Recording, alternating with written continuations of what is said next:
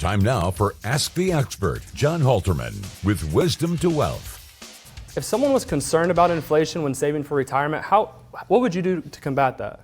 Inflation's horrible. I mean, and especially in these last couple of years, because we all know as average Americans, it's gotten harder and harder to be able to make it. But the one thing I tell you is this.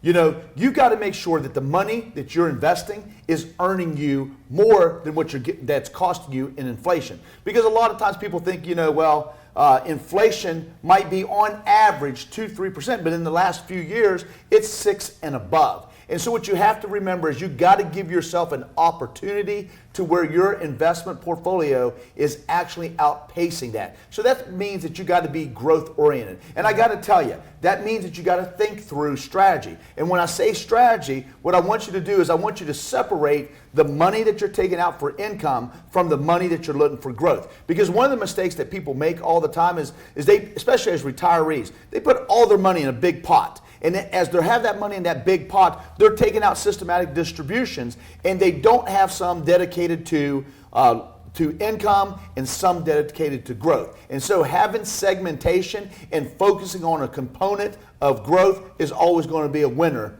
against inflation. If inflation and saving for retirement is something that concerns you, call or visit our site today.